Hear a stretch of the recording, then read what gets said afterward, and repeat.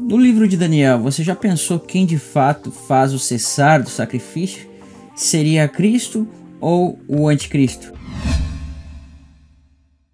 Paz de Cristo, meus irmãos, meu nome é Israel Fontoura e você está no canal Reino de Deus. E hoje a gente vai falar um pouquinho sobre o cessar do sacrifício que está descrito no livro do profeta Daniel. Mas antes da gente iniciar o vídeo, eu vou pedir para que você se inscreva, para que você deixe o seu like e também para que você compartilhe esse vídeo, tá? É muito importante que você faça isso para que você receba as nossas atualizações. Essa semana teremos um estudo sobre o Tribunal de Cristo, tá? Com o irmão Tiago Tis. Se você quer entender melhor esse assunto, assina aí o nosso canal, aperta o sininho para que você receba essa atualização ao longo da semana e você vai poder estar estudando sobre esse assunto, tá? Também é muito importante que você assine as nossas redes sociais para você ter aí coisas exclusivas nessas mídias, tá bom? Então, irmãos, hoje nós vamos tratar um pouquinho sobre esse tema do cessar o sacrifício, que é muito importante, porque muitas pessoas não têm uma ideia correta desse tema, né? E a gente vai perceber que muitas pessoas vão ter pensamentos diferentes sobre esse tema. Você vai ver, por exemplo, pentecostais vão ter a ideia de que quem cessará o sacrifício vai ser justamente o anticristo. Se você pega a linha mais adventista, você vai perceber que quem cessa o sacrifício, no entendimento dele, seria o próprio Cristo. E assim também em algumas linhas reformadas, não todas, tá? Mas hoje a gente vai fazer um estudo baseado nos contextos do que a palavra vai apontar para nós, tá? Então é muito importante de se analisar aqui. Então lembrando, irmãos, que esse vídeo ele vai ser um complemento para o vídeo das 70 semanas que já está aí no canal. Se você ainda não viu nossos estudos das 70 semanas, eu vou deixar aqui no card. E esse card vai te direcionar para as 70 semanas também, tá? Então esse vídeo das 70 semanas ele vai estar lá no final também, naqueles vídeos sugestões que aparecem lá para você ver. Então, para entendermos esse tema com maior clareza, é necessário que nós venhamos a estudar os contextos que vão ser apresentados, amém? E o texto mais polêmico ele vai estar em Daniel capítulo 9, quando vai tratar das 70 semanas. Por isso que eu falei desse card aí das 70 semanas, tá? Então vamos dar uma analisada no texto aqui para vocês entenderem melhor. Então o texto que eu quero mostrar para os irmãos está aqui em Daniel capítulo 9, a partir do verso 24. Vamos olhar os contextos e tentar aplicar aqui ao nosso estudo. Na verdade, essa não é a primeira vez que eu gravo esse estudo, né? Eu já havia gravado uma outra vez, mas infelizmente a imagem não ficou boa e eu estou regravando. Então o texto diz assim para nós: 70 semanas estão determinadas sobre o teu povo e sobre a tua santa cidade para fazer cessar a transgressão. Primeiro ponto aqui, cessar a transgressão, você pode perceber aqui, tá? Um segundo ponto é para o quê?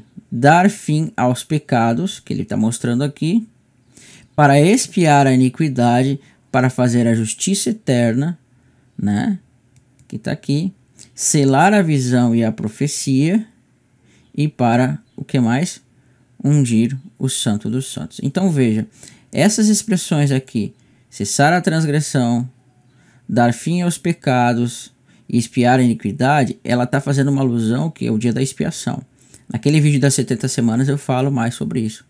E essa expressão justiça eterna aqui trata de uma série de coisas relacionadas à justiça que vem por meio de Cristo. E aqui ele fala para selar a visão e a profecia e para ungir o santo dos santos, né? Então isso aqui, irmãos, esse texto que está aqui nessa expressão, ela está apontando para quê? Para nós, para o ano do jubileu. Porque 70 semanas faz uma alusão àquela expressão 7 vezes 7, que vai dar 49. E esses 49 dias, no dia 49 haveria um dia da expiação, onde seria trocado uma trombeta para que se santificasse o ano do jubileu. Então é uma alusão ao ano dos jubileus aqui, que Deus está querendo mostrar. Então elementos como cessar a transgressão, dar fim aos pecados, expiar a iniquidade, é uma alusão aos eventos que ocorriam no dia da expiação. Então lembre disso que eu estou falando aqui, do dia da expiação, porque ele vai ser importante quando você pegar Daniel capítulo 8 também, tá? E o texto ainda vai dizer mais no verso 25. Sabe e entende, desde a saída da ordem para restaurar e para edificar Jerusalém até o ungido, o príncipe 7 semanas e 62 semanas, as praças e as circunvalações se reedificarão, mas em tempos angustiosos. Né? Então ele está falando aqui você vai ter o contexto de Esdras, Neemias, né? E algumas outras coisas, do contexto literal, né? Tá? Então está falando da restauração de Jerusalém, que seria com a queda, depois até Esdras, Neemias e até a manifestação do Messias. Então isso daria o quê? Né? 7 semanas até a construção do templo, mais ou menos, seria finalizado, e depois 62 semanas. Aí nós teríamos o processo, né, de passando essas 62 semanas, o Messias viria. As praças e as circunvalações se reedificarão, mas em tempos angustiosos. Aí vai vir aqui, depois das 62 semanas, será morto o ungido. Então olha que interessante, nós temos um ungido aqui, né?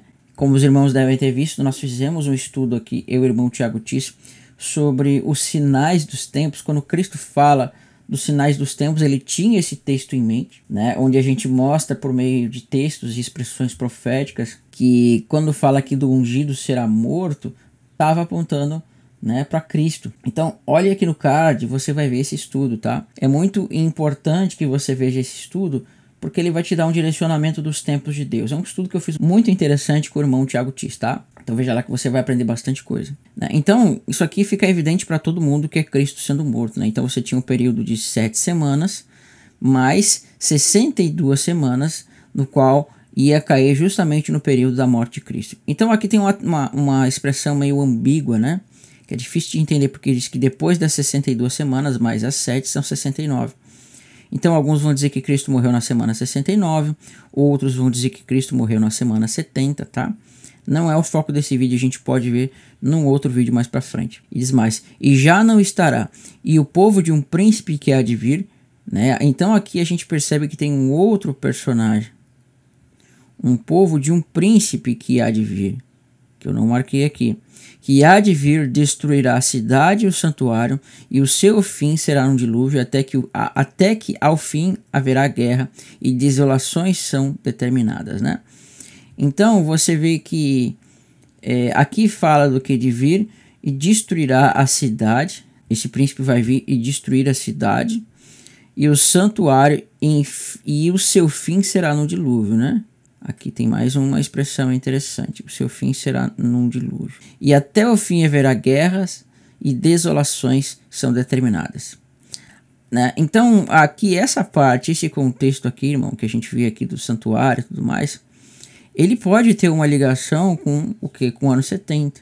Só que você vê que nesse ano, nessa expressão aqui, você falar só do ano 70 vai ficar um pouco estranho, né?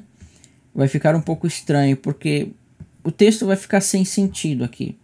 Então, para a gente falar disso aqui com a ligação do ano 70, mas também com uma relação com o fim, precisa-se de um vídeo específico que a gente faz no outro momento, tá? Agora, o verso mais complicado que a gente vê aqui vai ser no verso 27, né? Que vai dizer o seguinte: ele fará firme aliança com muitos por uma semana, tá? Então, essa expressão aqui, ele fará firme aliança com muitos por uma semana, que é o mais complicado, porque alguns vão dizer que este ele aqui, que é bem complicado, pode estar tratando do Messias ou pode estar tratando, né, do anticristo. Então ele fará firme aliança com muitos por uma semana, e na metade da semana fará cessar o sacrifício e a oferta de manjares, e sobre as asas das abominações virá o assolador, até que a destruição que está determinada se derrame sobre ele, né? Então virá o assolador. Quem seria esse assolador aqui? Até que a destruição que está determinada sobre ele se derrame. Então, para a gente tentar entender o que está sendo dito ali, irmãos, para a gente tentar entender de quem se trata isso daqui, é muito importante que a gente veja os outros contextos, tá? Por que é muito importante? Porque, infelizmente, se a gente pegar só esse texto, ele tem uma dificuldade até na questão do português, de você entender.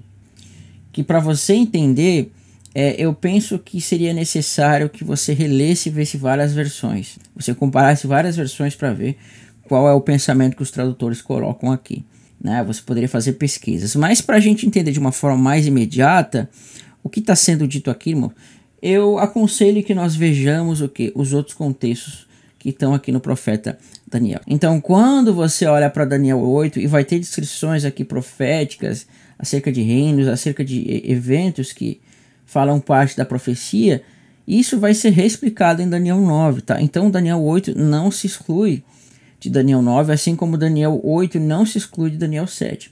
Então, para você entender Daniel 9, onde vai tratar das 70 semanas, é necessário você ler Daniel 7, 8 e 9. Não só isso, como também os restantes tempos proféticos.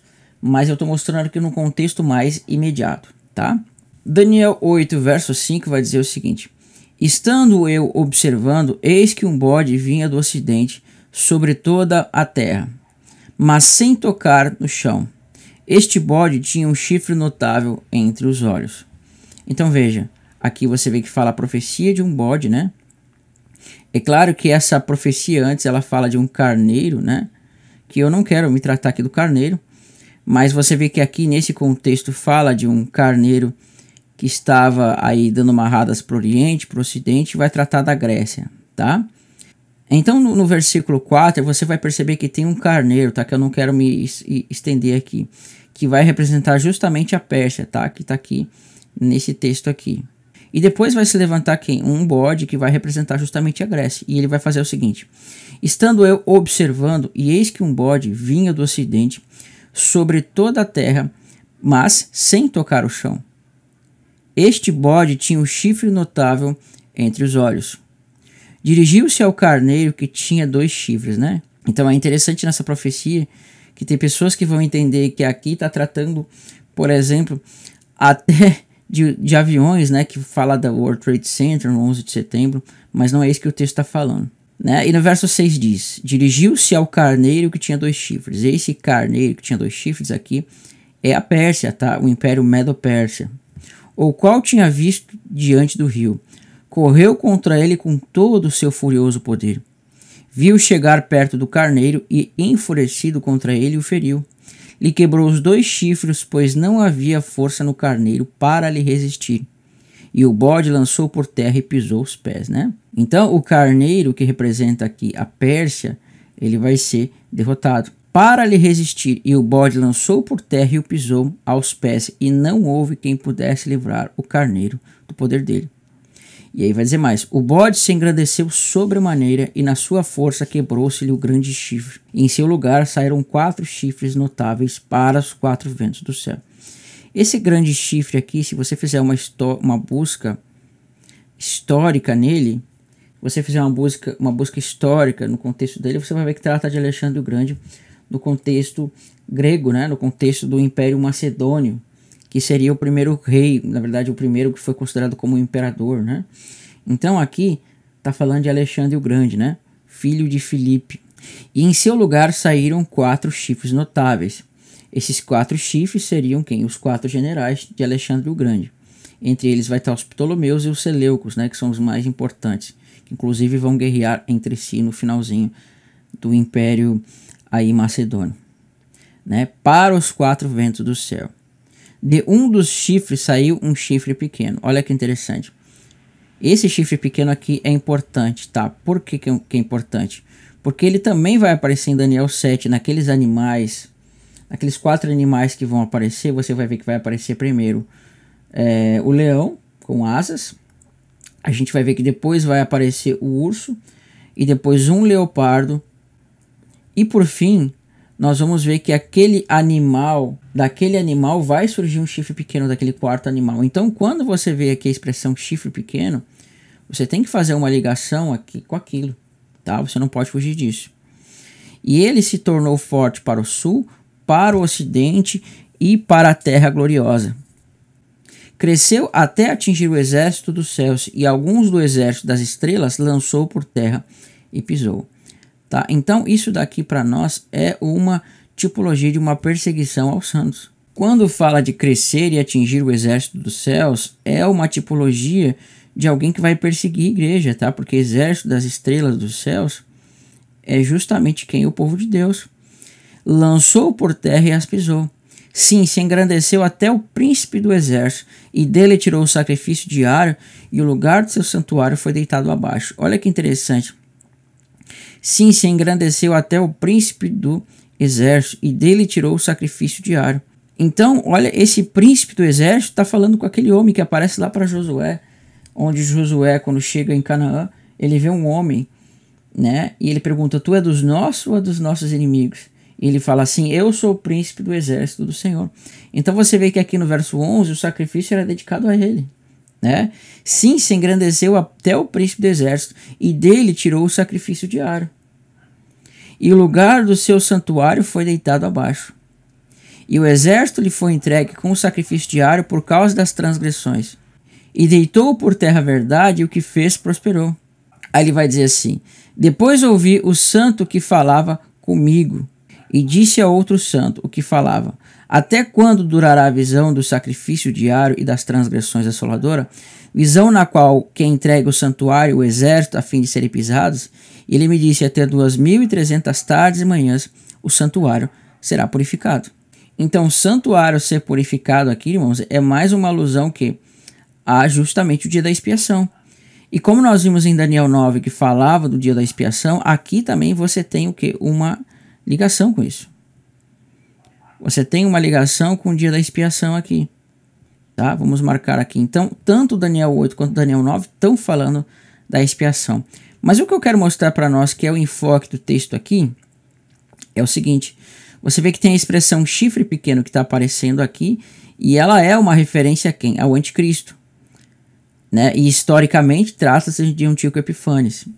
E esse chifre pequeno aqui, você vê que ele vai crescer até atingir o exército dos céus, que está aqui. E aqui vai mostrar para nós que ele vai o quê? Tirar o sacrifício. Vou até mudar a cor aqui. Percebe que ele vai tirar o sacrifício e ele vai deitar o santuário abaixo. Né? Então, nesse contexto aqui, o que nós vimos é que que esse chifre pequeno é quem vai tirar o sacrifício. E justamente no contexto está aparecendo o mesmo contexto do que? Do dia da expiação. Mas você vai me perguntar, sim, Israel, mas essa profecia ela trata do contexto do passado. Ela trata do contexto lá de Antíoco Epífanes, do contexto do Império Persa, do Império Grego. Perfeito? Ela trata também. Por que trata? Porque, irmãos, Deus está fazendo uma coisa muito tremenda aqui. Ele está fazendo com que você olhe para o passado para você enxergar o futuro. Através do entendimento do passado, você vai enxergar o futuro. Porque aquilo que Antíoco Epífanes fez, né, o anticristo vai fazer também. Quando você pegar, por exemplo, o livro de Flávio Josefo, chamado História dos Hebreus, que inclusive eu tenho aqui atrás, né, nesse livro, eu vou colocar a página aí, você vai perceber que no livro vai lá dizer que Antíoco Epífanes ele vai perseguir o povo, vai cessar o sacrifício durante 3 anos e meio, que é metade de uma semana. Então, quando você olha para Antíoco Epífanes como uma figura, você vai enxergar a realidade. Assim como Cristo tem tipologias que apontam para ele, como Davi, Salomão, José e outros personagens, também o anticristo tem tipologias que apontam para ele. E uma dessas tipologias é Antíoco Epífanes. Tá? Antíoco Epífanes é uma dessas tipologias. E aqui você vai perceber que é um contexto onde a Grécia vai batalhar contra a Pérsia. Tá? Vamos olhar mais para frente aqui que ele vai dar visão para nós e a explicação. Então no verso 17, o anjo vai explicar para nós o que significa essa visão. Veio, pois, para perto de onde eu estava, e ao chegar ele, fiquei amedrontado e prostrei-me com o rosto em terra. Mas ele me disse, entende, filho do homem, pois esta visão se refere ao tempo do fim. Olha que interessante, a visão ela se refere a quando? Ao tempo do fim. Então aqui você já está vendo a realidade. Ele mostrou uma visão do passado, mas ela está se referindo ao tempo do fim aqui. Falava ele comigo quando caí sem sentidos, com o rosto em terra. Ele, porém, me tocou e me pôs em pé no lugar onde eu estava, onde eu me achava, aliás. E disse, eis que te farei saber o que há de acontecer no último tempo da ira. Então o tempo de Antíoco Epífanes, o tempo do Império Macedônico e Persa não era o último tempo, irmãos. Não era o último tempo. Mas aqui ele está mostrando que trata-se do último tempo, do tempo de ira que está aqui. Por quê? Porque ele está mostrando em 2 aspectos a visão, num aspecto temporário e num aspecto, né, futuro. Porque esta visão se refere ao tempo determinado do fim. Então este último tempo de ira, irmão, está falando das taças, do tempo final mesmo. Inclusive no vídeo das 70 semanas a gente fala sobre isso, porque isso aqui está aparecendo. E ele vai continuar dizendo, aquele carneiro com 2 chifres que viste são os reis da Média, né, e da Pérsia. Vamos marcar aqui, vamos marcar de roxo. Mas o bode peludo é quem? É o rei da Grécia. O bode peludo vai ser quem? O rei da Grécia. O chifre pequeno, grande entre seus olhos, é o primeiro rei. Então, eu não quero me estender muito no entendimento dessa profecia, mas você precisa entender que essa profecia, mesmo ela tratando do passado, ela vai tratar do futuro.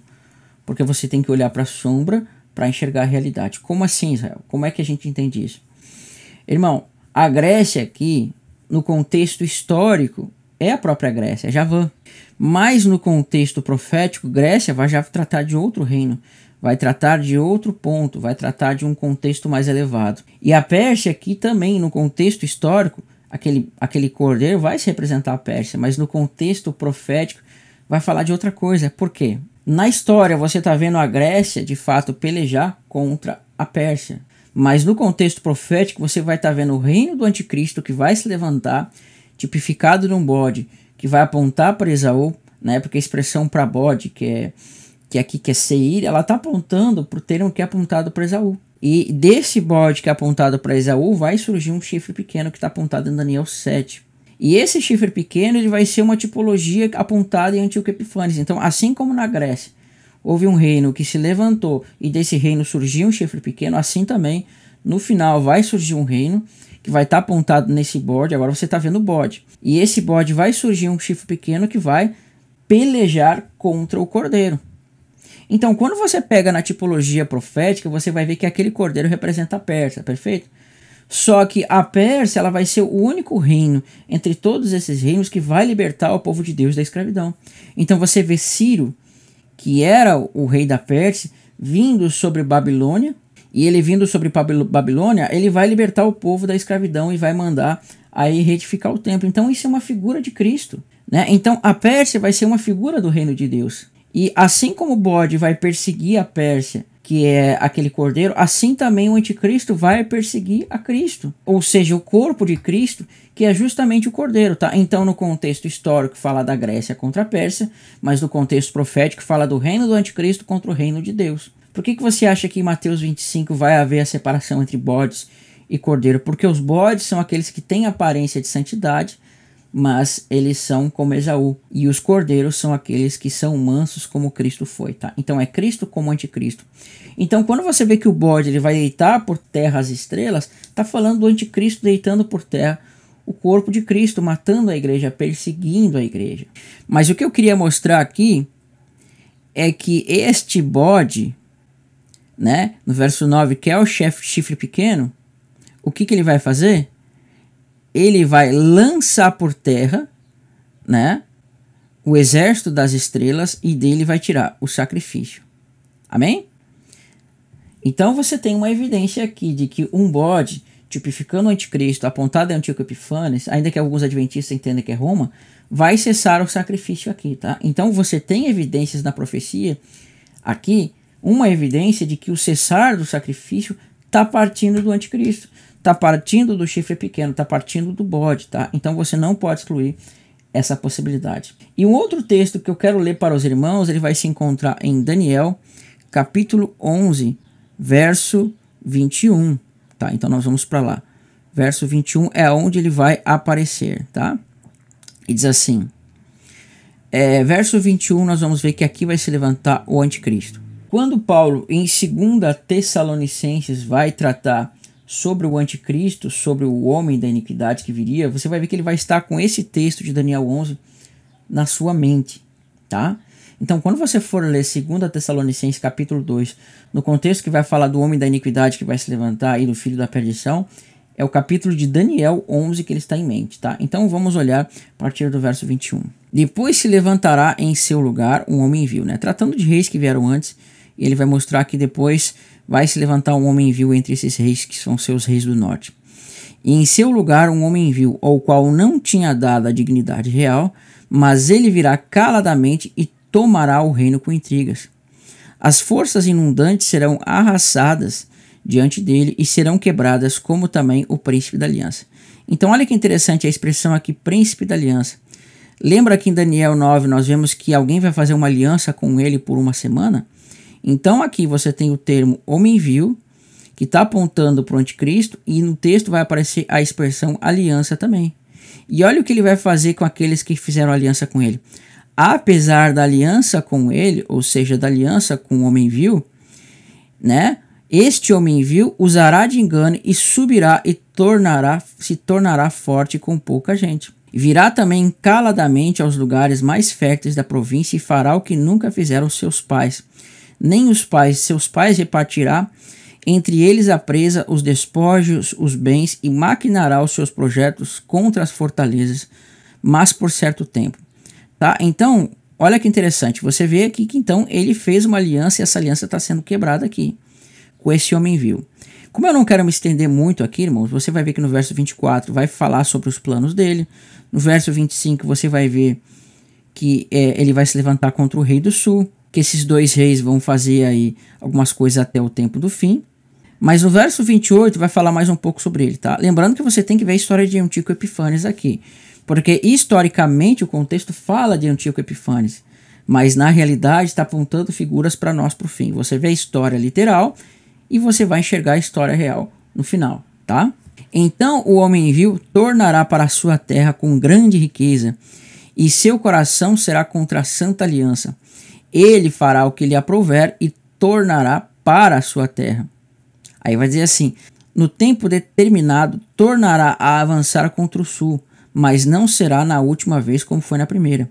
Porque virão navios contra ele, né? Navios de Quitim. Quitim aqui na profecia, alguns julgam que trata-se de Roma, tá?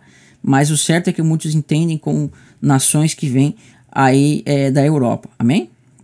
Que lhe causarão tristeza, voltará e se indignará contra quem? Contra a Santa Aliança.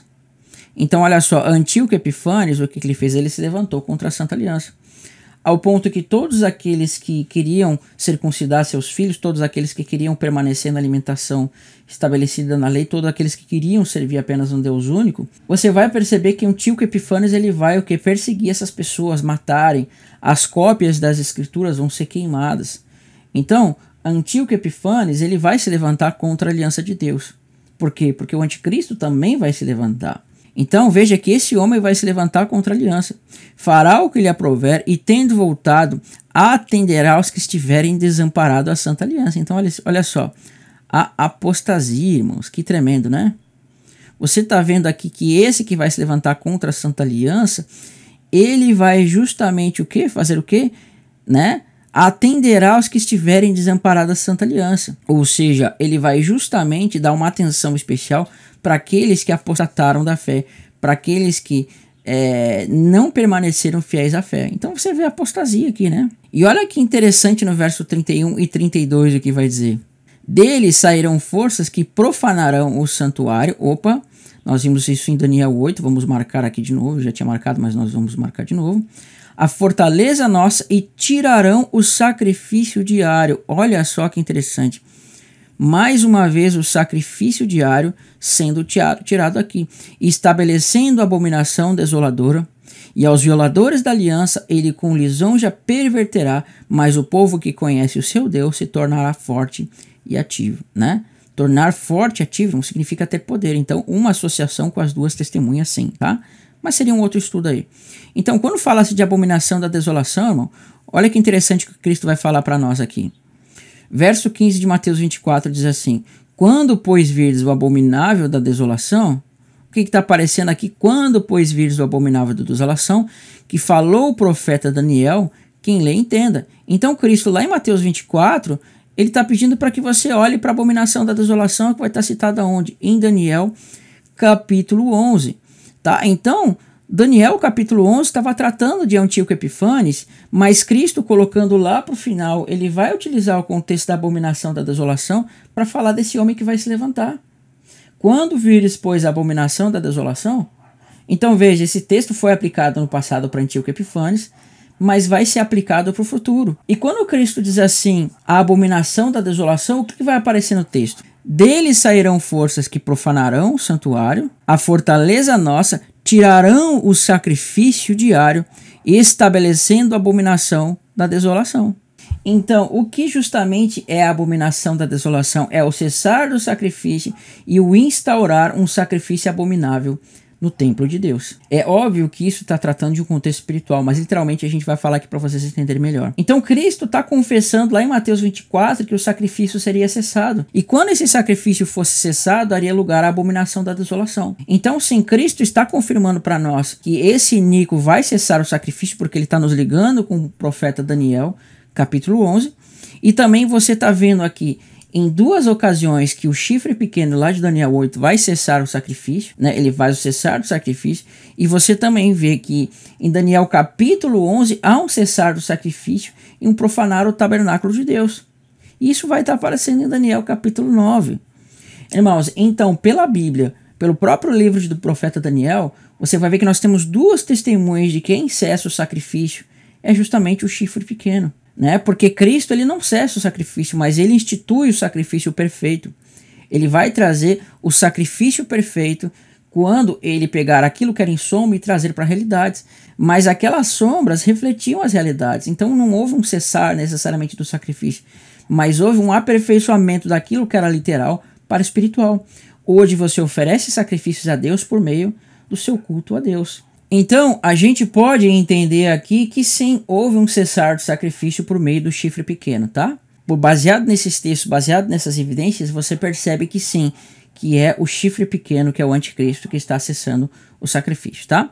Irmãos, eu vou finalizar o vídeo aqui, a gente vai fazer mais vídeos nesse sentido, e eu vou pedir para que você se inscreva no canal, compartilhe esses vídeos para que outras pessoas possam ver também. E aí no final do vídeo vai ter duas opções de vídeo para você ver baseados nesse assunto, tá bom? Que Deus abençoe os irmãos e fiquem até o próximo vídeo.